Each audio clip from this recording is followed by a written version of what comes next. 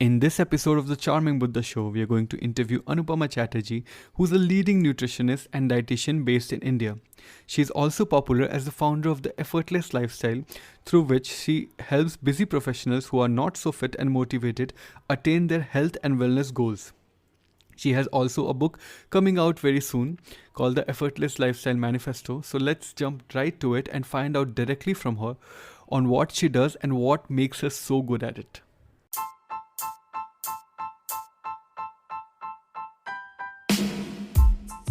Hi, this is Apoorv. Hey, this is Arish. We have been learning ways to bring harmony in different aspects of our lives, such as mental health, physical health, financial health. Along the way, we noticed more and more people were keen on learning from us. Each week, we discuss topics like mental health, focus, social skills to help you better navigate through life. So, join us in this podcast as we navigate through the many complexities of our modern life. Hey, beautiful people. This is Anupama Chatterjee. I'm known as the creator of the Effortless Lifestyle, and I also write the Daily Direction, through which I help busy professionals improve in their life overall and in their wellness by having the right nutrition, the right lifestyle, and the right motivation. If you feel that you're lost in the success and you feel like you need to get back your health on track and wellness, I might be the right person to help you. Today, I'm on this wonderful podcast called The Charming Buddha by Apoorva and Arish. And today, we're going to talk a lot about health and wellness and help you in the best possible way. That was, in fact, quite interesting on your part. And I wanted to ask you, what is that got you interested in this field of nutrition? And so what is that motivated you after your graduation to get into this field? So basically, when I started out, my journey is kind of like a born and brought up story. So my father is a homeopathic doctor. My mother works with malnutrition. So I have basically grown out around a healthcare related family. So I've grown up and I've seen the importance of nutrition, wellness, and importance of medicine in our society. And when I started out, honestly, I did not start out to be a nutritionist. Now, I like to share that with a lot of people that I started out to become a doctor. And then I sat for the joint entrance examination, which I couldn't get through the first time. And most of the people go through it for the second or the third time, but I did not, because I'm a person who likes to look forward, and I just don't like to see backward, and I don't want to go back to things that didn't do the first time. Although I'm a very persistent person, I went ahead and studied botany, because botany helped me know a lot about our plant world and parallelly how our body works through biochemistry. And then I reached out into nutrition and dietetics, through which I found out how our body works and how the diet is related to the body, how this entire process of the chemistry between the nature and the body is related and how it works out. So that's how I got into that.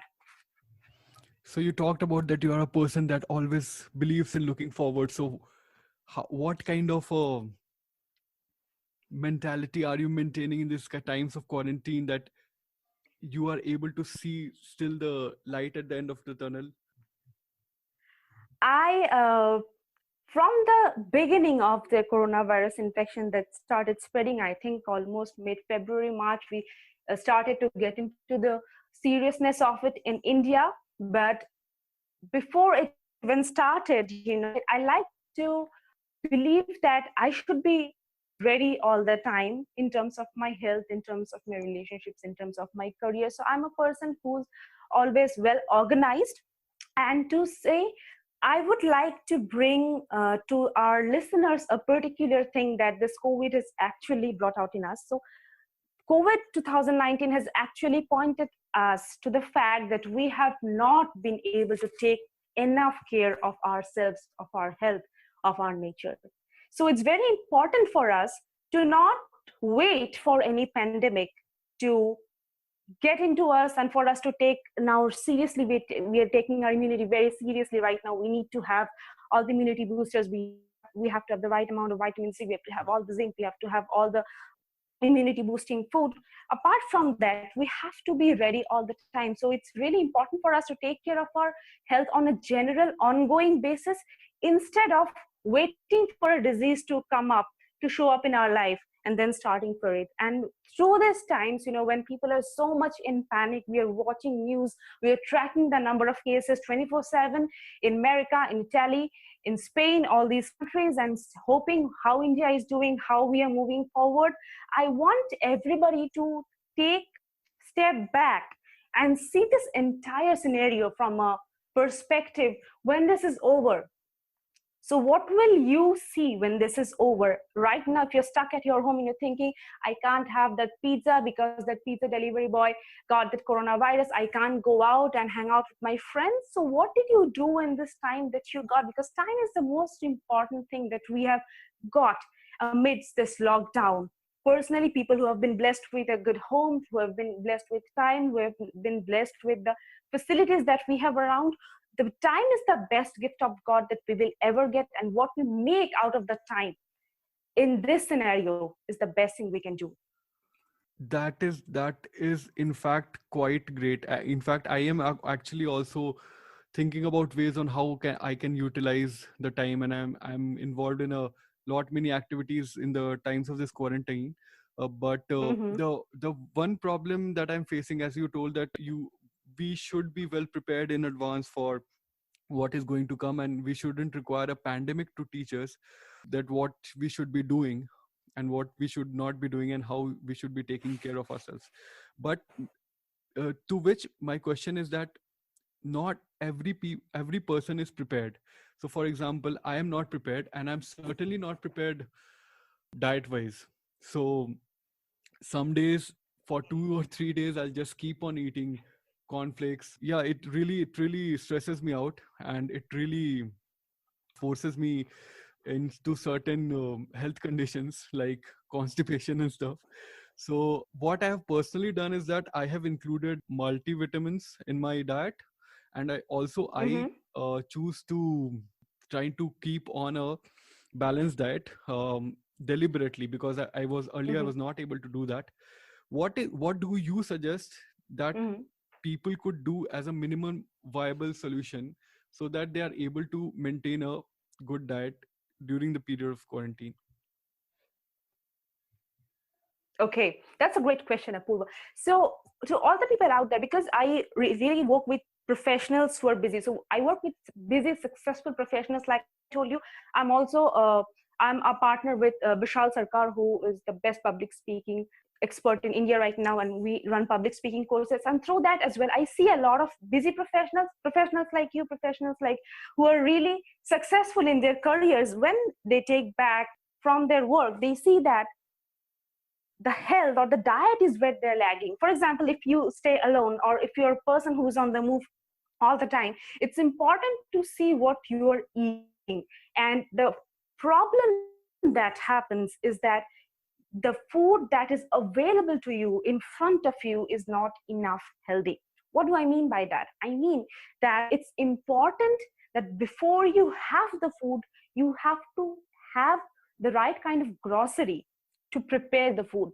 Which means that if I want to have a healthy diet, in my grocery, I will have to have whole foods, whole grains, whole vegetables. If I have the same vegetables, like you said, if I like have cornflakes for the 2 3 days for 4 days consistently, then I will definitely not be getting all the nutrients that I need. I will not be getting enough variety. I will not be interested in eating. Even though someone tells me that oats is very good for you because it has high fiber, I will not be inclined to eating oats because I've been eating that on a regular basis. So first, the important thing is, do I have the right things that I need in my grocery? So when I go to the supermarket to buy, if I'm buying all the cheese and all the malamed and all the spreads, all the Nutella, then I'll not be having the right kind of food, right?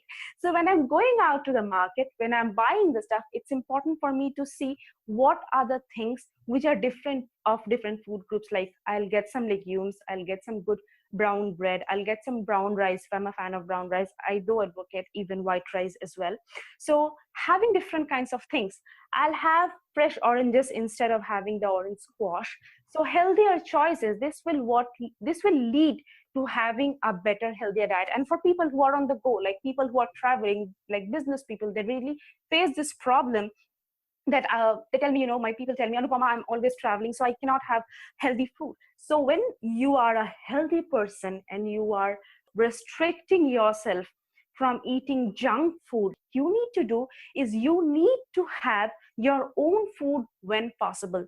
Of course, if you're a person who's going for a meeting, for a board meeting with directors of other companies, you can't eat from a dabba because that's not suitable for you in society. But what you can do is you can take a break from the people that you're around and go back to the food that you have brought for yourself, or get what food is available. You can actually choose the better or the healthier options that are there. For example, when I'm going out for dinner with my friends, of course there will be so many food that will be ordered. We will be eating so many different kinds of food, but what I need to choose amongst them is, when I'm having rice and a curry, I don't want to have the curry which is the most oily, but I want to choose a curry for myself which has less oil and I will see more nutrients in it. For example, instead of eating that paneer tikka masala, maybe I'll choose a cashew paneer curry, because that will be more nutritious to me and less harmful to me. So that's how I try to balance. Okay. Okay, that's how you try to balance. Also, I wanted to understand, is there a role of food to the way that you are feeling or on your mood? So basically, if I have certain kinds of food, will it lead me to be more calmer in the current situation that we are facing, rather than eating something that would force me to have, say, a bad state of mind, or say a depression or a stress or an anxiety kind of a feeling? Very, very interesting question, Apurva. So here's where the concept of comfort food comes in. So especially when we are depressed, we are down, we want to have some comfort food. People who are associated with some anxiety disorders, or people who are going through clinical depression or depression in general, or they have just people who are just in an off mood, they want to quickly resort to sugary things, chocolate, stuff like that, cheesy stuff, because when we have the sugar in our body, when it sugar spikes up consistently, it gives us a boost of happiness. And that's why people say that I feel happy when I eat chocolate.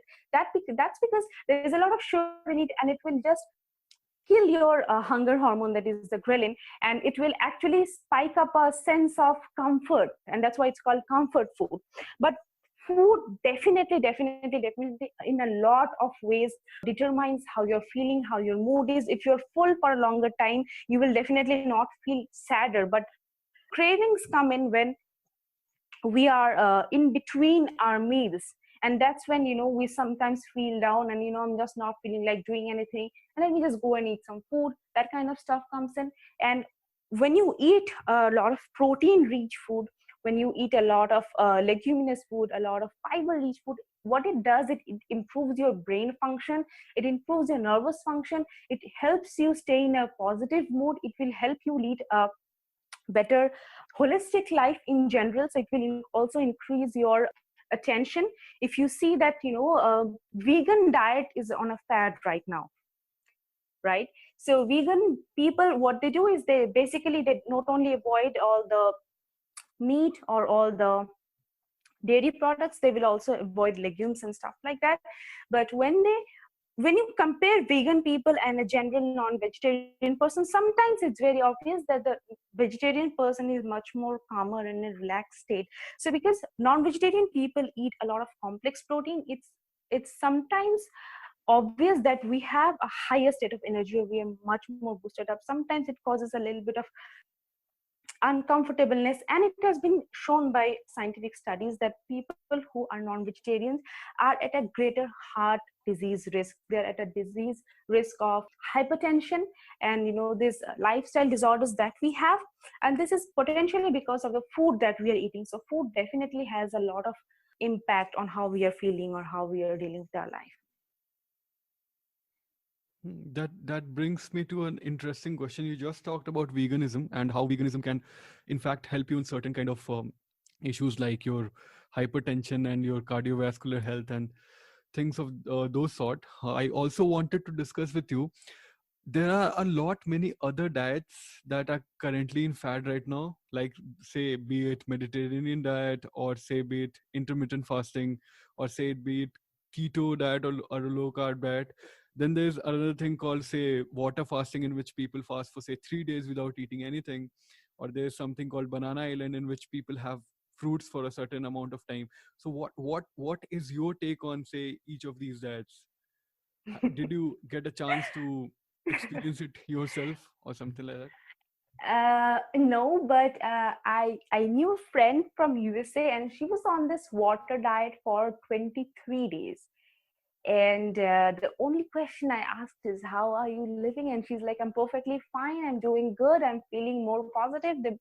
They're feeling more energetic, and it's all fine, you know. All these types of diet that you said, the Mediterranean diet, the intermittent fasting, the keto, the paleo, Atkins, so many types of diets, right? So water fast, banana island, you know. And banana island, by the way, people think that banana island, you know, you eat only bananas, but in that you actually eat a certain amount of fruits and a certain kinds of fruits for a certain period of time. And the idea of banana, I'll just come to one by one, starting from the banana island.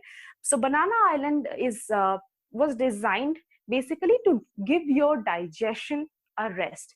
So if you're having, you know, toxic food and junk food for a long time, so it's a basically a way to detox and weight loss, and associatedly definitely bringing up a different hormonal changes in your body.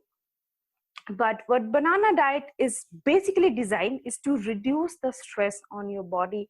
And on my take about it is, I feel that banana diet is definitely good for people who want to try it. It's absolutely fine. But if I am having a healthy diet, if I'm not putting toxins into my body, I don't want to go back to a diet where I'm having a certain kind of fruit or a certain kind of food for a 1 week or a 2 week period, because that will just kill the diversity of food and the diversity of nutrients that I need on a daily basis. So it will not kill me, or it might not actually show up in the time that I'm having that diet. But afterwards, you know, after 2 weeks, after 4 weeks, after 6 weeks, you will start feeling that something is missing. So I'm not having that kind of energy. So when you're on a certain diet, you will feel like, yeah, I'm good. So for example, if I'm having a paleo diet or a keto diet, you'll be like, yeah, I'm having only proteins, I'm not having any carbs, so I'm good. I'm doing good for my muscle strength, I'm doing ketosis for my body, it will be great. But that's also because of the reason that you're doing something new. So psychology is a very important part of dietetics or of nutrition, because how our brain functions, how our hormones functions is directly associated with how our body reacts to it, how our health responds to it.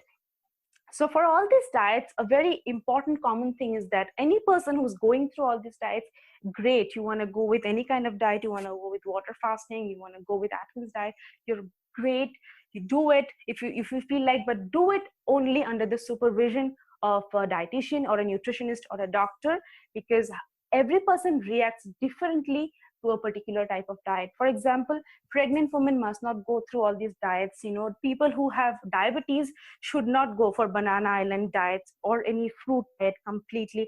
For intermittent fasting, I would not recommend it to any person, you know, who has a lot of attention issues, or people who have diabetics, or people who have thyroid issues or hormonal issues. It's not good for them. However, coming back to it, so a psychological part is definitely playing in all of these diets, because when anybody is trying something new, it's an excitement, it's a thrill for the people. So it's important that you keep that in mind, that the fad goes out after a few days, and if you still feel that you are losing out on something, you're feeling not so well, if you're feeling that you are getting depressed or you're getting drained physically or emotionally following any of these diets, please contact physician or a nutritionist immediately, because you are depleting your body nutrients and you need to refill them very fast. So don't take any of these diets on a random basis because just you saw on the internet, because Google has provided us with so many options. Just don't see a diet and act on it, because that might not be effective for you in your particular situation. So your factors of your body are really important to be put in consideration. That is quite interesting that you mentioned that we have to take in account certain things before we plan to go on a certain diet. That actually makes quite a lot of sense to me, and it would be a cautionary measure for all the people who are going out there and just trying anything out on the internet. Also, I wanted to ask you, you mentioned that if we are on a proper diet and if we are not ingesting any toxins, then there's not an actual need to go on a particular diet to get rid of those toxins. So I am clear on what the toxins are, like the certain elements that are clearly toxins like alcohol or say cigarettes or something. But what are the toxins that you get through the diet? That's what I wanted to understand.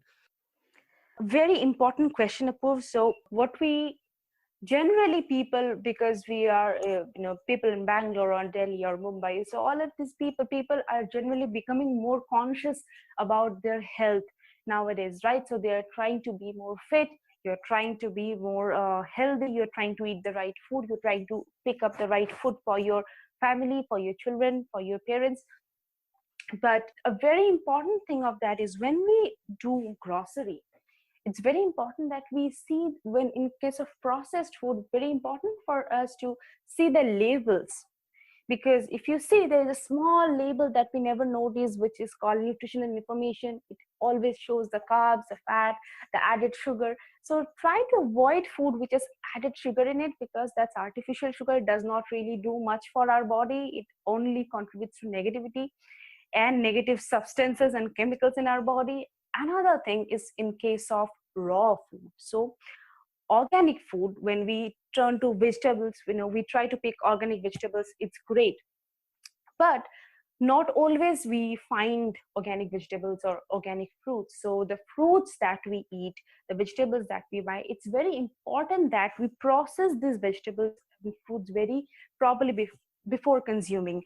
So the chemicals and the pesticides which are used to process this food, just to keep them viable for a longer period of time, it hampers our health immensely, especially for people who are getting older, or people who are having attention issues, or people with Alzheimer's or Parkinson's disease or Parkinson's or autism, or with these diseases. It affects our brain greatly. So one important tip that I would like to give our listeners through this show today is that when you bring in your vegetables, when you bring in your fruits, make sure that you process these foods well. Meaning, when you cook these vegetables, please make sure that first you wash these vegetables and keep it actually in water. You don't have to get the first class oxygen purifiers that comes with the water purifiers now these days. If you don't have that, just put some Epsom salt or some rock salt. I think every Indian household has that. Put some rock salt into the water and just dip your vegetables into it. It will absorb a lot of chemicals and it will be really better for you in your cooking.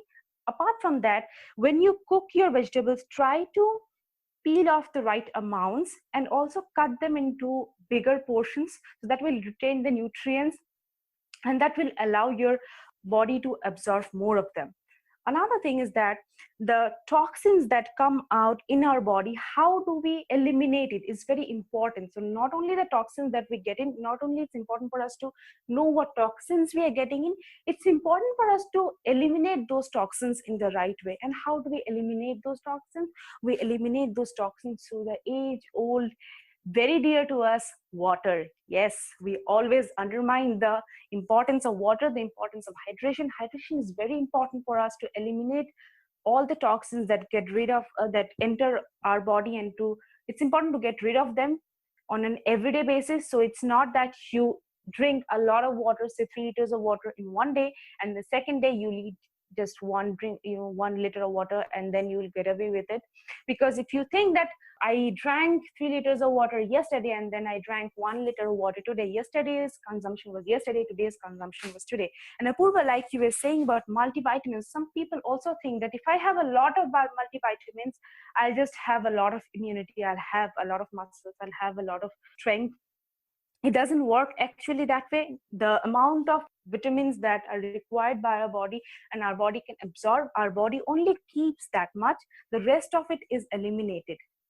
So it doesn't matter if it's toxin or it's something that our body does not need, it will eliminate it. So it's important that we also exercise, because toxin elimination has a lot to do with digestion.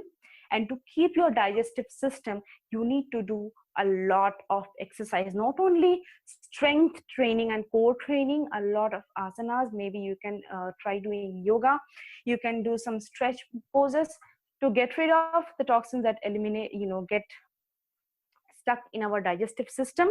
And occasionally, I would recommend a few people who are into toxic cleanses. If you want to practice toxic cleanses, do it once a month or once in 2 weeks. It will do you great remedies. Okay, and what exactly is toxic cleanses? Okay, so toxic cleanses is because we I believe that we are trapped in a society where it's very hard for us to get rid of processed foods from our everyday food. Would you agree on that, Burva? I don't even think that we can go on one meal without a processed food. So processed food has gotten so much into our lives that excluding it even from a meal is a serious lifestyle decision. Yeah, it's a lifestyle decision, and it has gotten into our lifestyle. So because we have been adapted to a certain lifestyle, it's important for us to know how to be in this lifestyle, yet to be least affected by it, let alone being affected. We have to make sure that we are least affected by it. And for that reason, I think a toxic cleanse, like a it's actually the cleansing of your system, of your digestive system, of your liver, of your colon. So what we do is we take out one day in 2 weeks, or we can do it 1 month, depending on how much you want to do it. So we pick out one day in 14 days or one day in 1 month, where we decide that we will restrict the kind of food that we will take in, and we will try to eliminate the toxins through from our liver, from our colon, through our digestive system, through our body. So in every possible way. How do we do that? It can be very simple. So a very easy, very simple toxic cleanse can be uh, taking raw vegetables and fruits on a certain day. You can have it boiled or you can cook it very mildly. Just have fruits and vegetables. Avoid having sugar in all forms, like roti or rice. Just avoid all of that. You can have fruit juices, you can have boiled soups, you can have boiled vegetables, you can have all of that. And also, apart from it, you can make special drinks which are designed to help and boost the performance of our liver and our colon. For example, mint leaves, they help a lot. Lemon water, personally, it's a favorite for me. So every morning I start my day with a glass of lukewarm water with honey and lemon. I think I do that for the last 5-6 years. I also have turmeric first thing in the morning. It has immaculate and immense benefits. And have that kind of drinks. So for example, if you can take 1 liter of water, add 8 to 10 mint leaves in it, just chop them finely and add in it. Have one slice of lemon. You can just put the whole lemon into it, or you can cut it thinly and you can put it. You can add some pineapple pieces to it, say 6 to 8 pineapple pieces to it. Just add that. You can add some celery or parsley that's available. Blend them in a blender and put the parsley leaves, for I think 4 to 6 parsley leaves, or celery if you're having 4 to 6 celery sticks. Just mix all this in 1 liter of water and have 1 liter of this water throughout the day.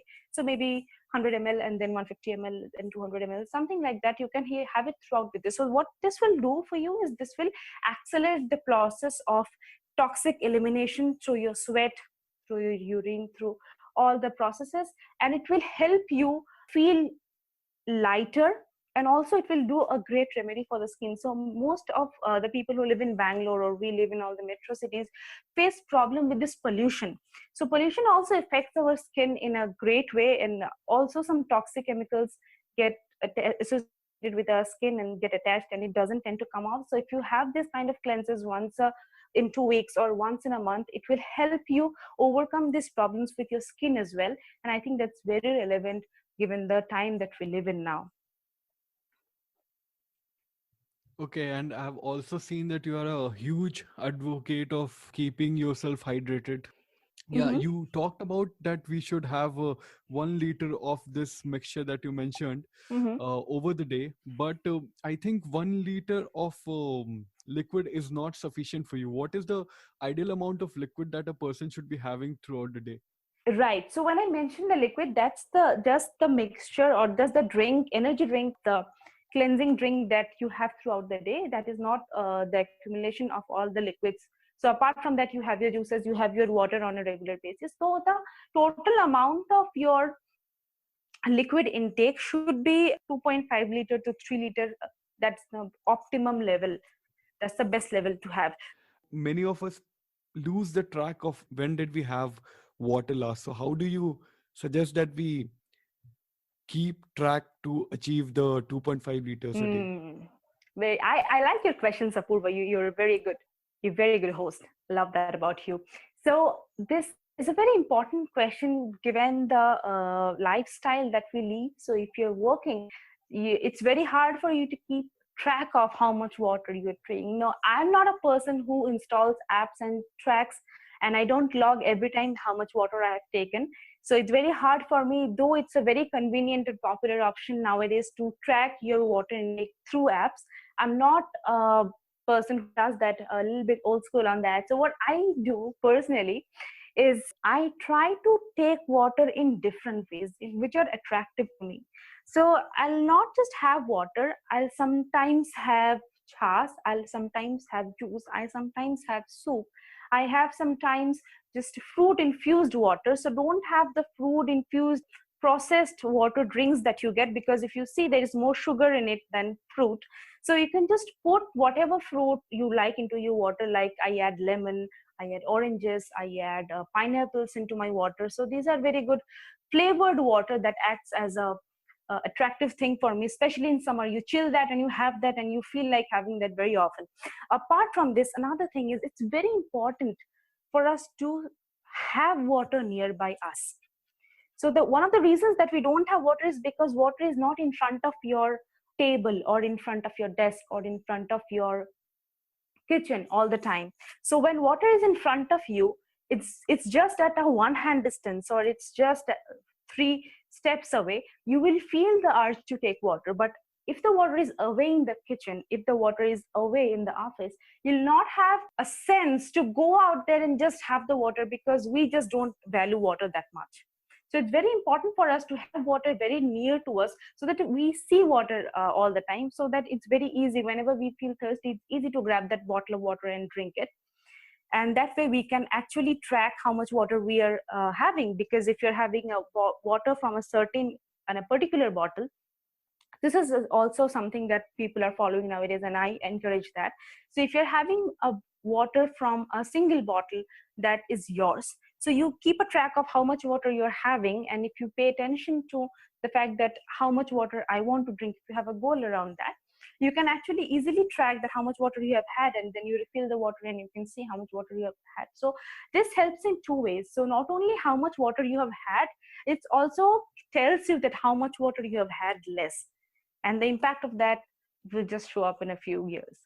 So it's very important to be aware about it as well, Apurva. Not just track it, but it's important to be aware of the importance of water, the importance of a healthy diet, because these things, these don't show up on a certain day. These show up in years. When you're 45, you have a heart attack, you have a massive stroke, you have a hypothyroidism issues, you have diabetes. These are lifestyle problems that show up in years. So it's really time that we are very much aware about it. So I also wanted to understand when you have undergone the course of nutrition and you Mm-hmm. finally decided that you wanted to become a nutritionist, what changes did you observe in yourself because you learned all these things about nutrition, and how did you keep on following them? Because I understand you have all this knowledge, but it is very, it is not very difficult, but it is somewhat takes an effort to actually apply that knowledge in one's own life. So how do you do that on a consistent basis? Really, I've been lucky. What can I say? That I have grown up in a medical family, and making the right decisions is important as a child. So if you're a person who has a child, or if you're a person who's starting to become aware about nutrition now, it's important that you become aware of it as early as it possible in your life. Now, when Apurva asked me this question, that Anupama, when did you start making these changes? Well, I never had to make these changes because I was brought up, I was trained in a way that I eat the right amounts of food, that I eat the different varieties of fruit, that I eat the right amount of vegetables, that I'm already, when I was a child. So most of the people used to, even now, people now use YouTube and TV to feed their kids. So when I was a child, I never used to, my mother actually never used to feed me, because when you eat yourself, supposedly my father used to say that your satiety level improves and your hormonal system improves, because you're eating yourself, it gives you a sense of responsibility, it gives you a sense of fullness. So I used to eat on my own. My mother never used to feed me, so she just used to give me this plate of rice and just make me sit there, and I used to eat it. I used to eat some, I used to just spill some, but I did it that way. And it's very important for us to be aware about it, because when I read nutrition, I just came to know about one thing, and the most important thing that we are in right now. So you have to be aware about what are the things that we should be tracking or avoiding. So because health and wellness industry is a place where you are led by panic. You should not be led by panic, you should not be led by negativity, but instead you should be led with positivity. What positive effects will I get when I'm on a healthy diet? What positive effects will I get when I am relaxed, I am calm, when I have enough hydration in my body? If you see the positive results of that, you don't have to be driven by the negativity or the fact that we are living in COVID 2019 times right now, or we are living in a fact that if I'm not eating the right way, I'll have a heart attack. Don't be led by it. So the lifestyle that you choose now, and the lifestyle that you have for the next, I don't know, 50, 60, 70 years that you live, it determines the quality of your life. So it's very important to make the decision of living and staying healthy and encouraging others to live and stay healthy should be taken at a very young age. I feel that, Apu. Really feel that it's very important for the generation of our uh, and our next generation to realize that it is not only important to be healthy, it's important to realize the positivity that lies ahead. So when you have a pizza, I'm not saying it's a bad thing. Even I have pizza, like, I think every month or every second month, I don't know. But it's not that you have to cut off one thing for your healthy life, for your entire lifetime. You don't have to cut off pizza from your life, you don't have to cut off cheeseburgers from your life. You just have to give your body the right nutrition, and once in a while you should encourage, in fact, binge eating, so that you don't feel that you're sacrificing or compromising yourself to be healthy. I have also heard that, I cannot confirm the sources, but I've heard that once in a while, if you actually give yourself that freedom to eat whatever you want, it does give your metabolism a kind of a boost.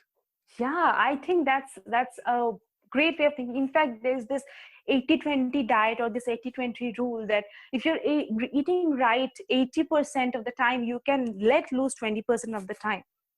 Now, I wouldn't say that you should remind yourself that I have to let loose myself 20% of the time, but once in a while, when you're eating and you feel like you must eat something that you love, when you are not eating because of a health restriction, you must try that, but you must try that in the right portion. I always emphasize the importance of proportion.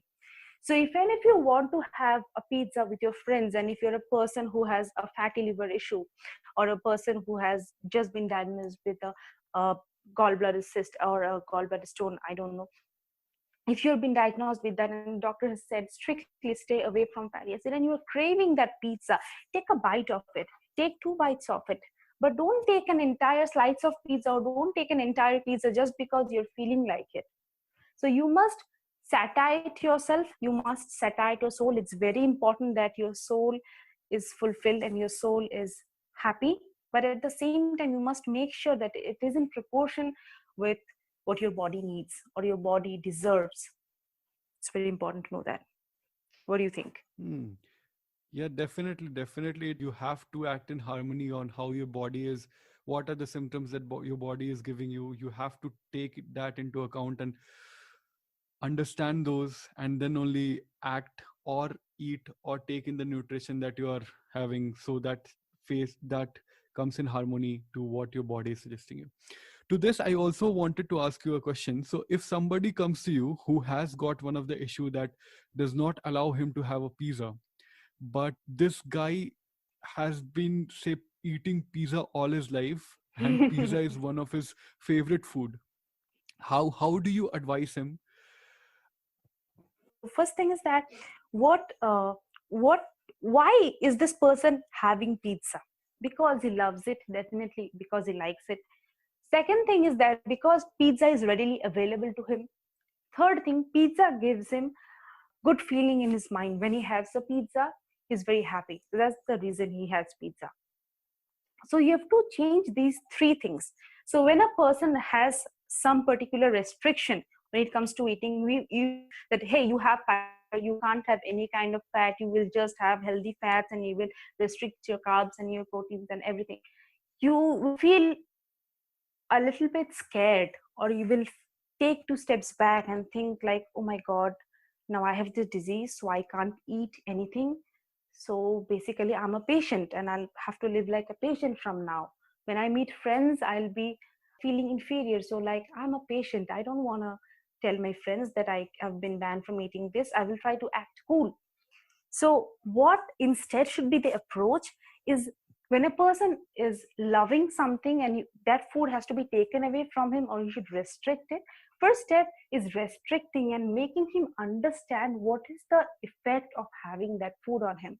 So, if I like pizza and I know that pizza will lead to me having degraded liver functions, or a person who has any kind of fat restriction, if a person is made aware of the effect it will have in his body, it will make him aware, it will make him conscious, and it will encourage him to not have that. So, but taste before anything else. Remember, food is very important, and food is one of the most growing and flowing industries of the world. Food, the taste of food is the most appealing to a person. So when a person is stopping something, or a person has to restrict a food that he likes, he must make sure that the food he instead is having now is tasty, is appealing, is palatable to him. And the third thing is the feeling the food gives your mind. When you're having a food that is very tasty and you love it, there's nothing like it.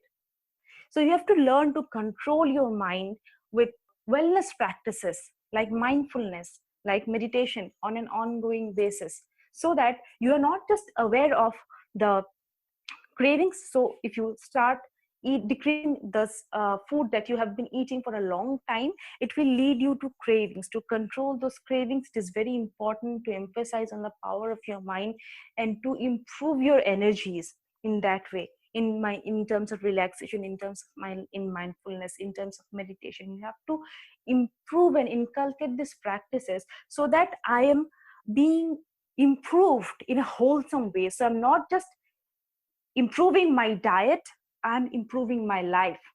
I can see beyond what lies ahead when I improve my life and I just leave that pizza. So the time that feeling comes into me, it's not about that pizza anymore. Pizza is just an element to me at that time. And my life shows up to me as important. That was quite enlightening. And that was and you are probably the most energetic person that we have got on the podcast yet.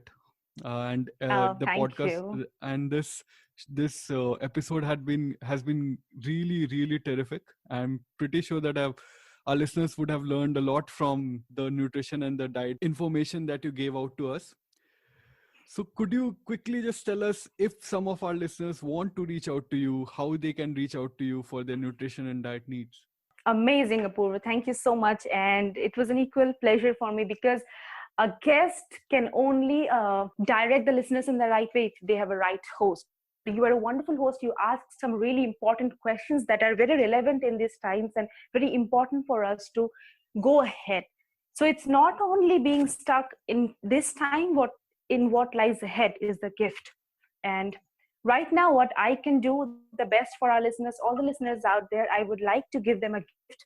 And the gift for them is if you're listening us on the Charming Buddha and you would like to make your health a priority in the next 60 days, those of you reach out to me in the next 1 week from this podcast, just mention to me that you came from the Charming Buddha podcast, and I'm happy and delighted to offer you a complimentary diet that is customized to your situation.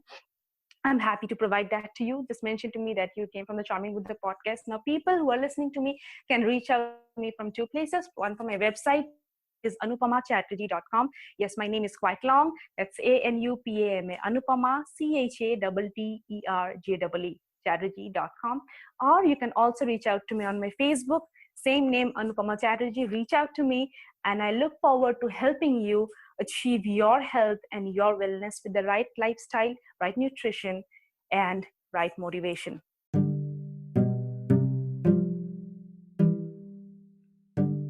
Hello guys, thank you all for listening. If you did like that episode, share it with people who you think will benefit from listening to it. If you have any comments or suggestions regarding this episode or any of the previous episodes, you can drop them to us at info@thecharmingbuddha.com.